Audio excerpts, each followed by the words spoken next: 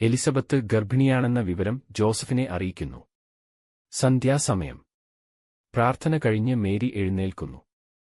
ഒരു ജ്വാലയാലെന്ന വിധം അവളുടെ മുഖം ചുവന്നു ശോഭിക്കുന്നു.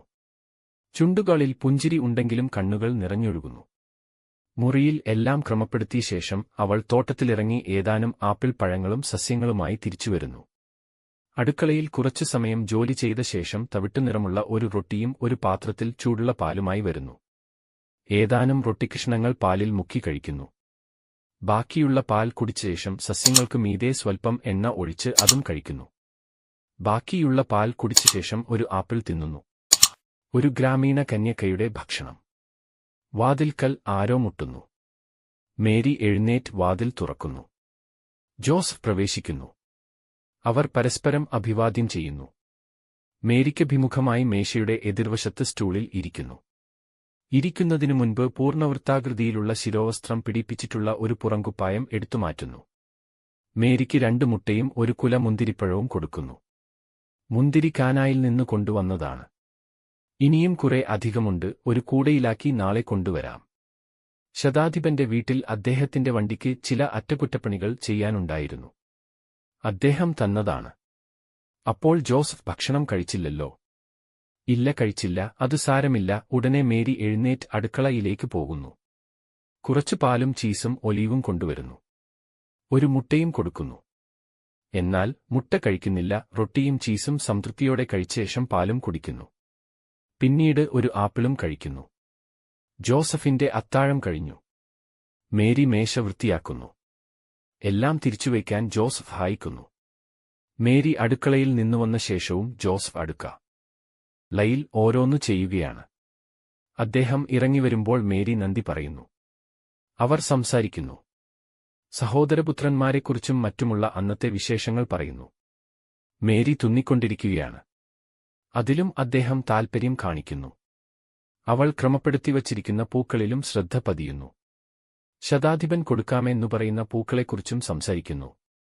അത്തരം പൂക്കൾ നമുക്കിവിടെയില്ല, അവ റോമിൽ നിന്നു കൊണ്ടുവന്നതാണ്. വേനൽക്കാലത്താണ് പുഷ്പിക്കുന്നത്.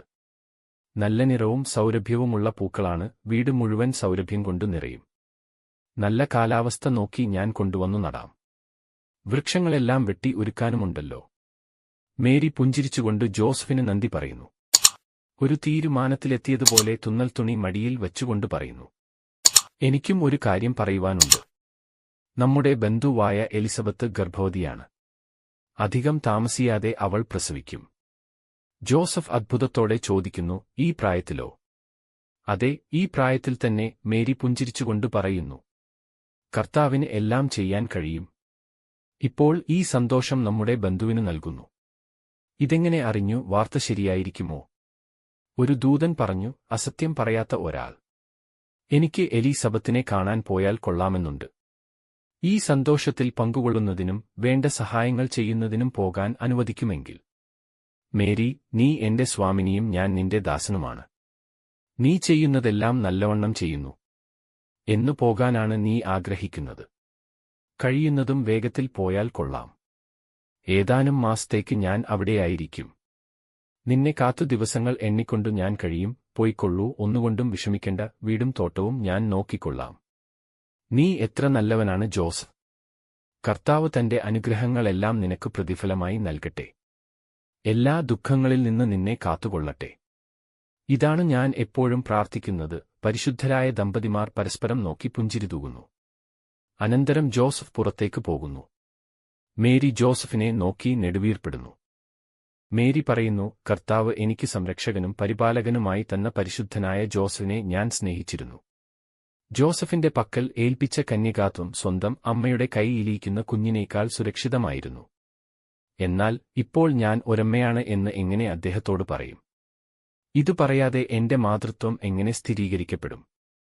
കർത്താവ് തന്റെ ദാസിയായ എന്നെ അങ്ങയുടെ മണവാട്ടിയാക്കിയിരിക്കുന്നു എന്ന് എങ്ങനെ പറയാതിരിക്കും? ഒന്നും പറയാതിരുന്ന് അദ്ദേഹത്തെ വഞ്ചിക്കാനും ഞാൻ ആഗ്രഹിച്ചില്ല.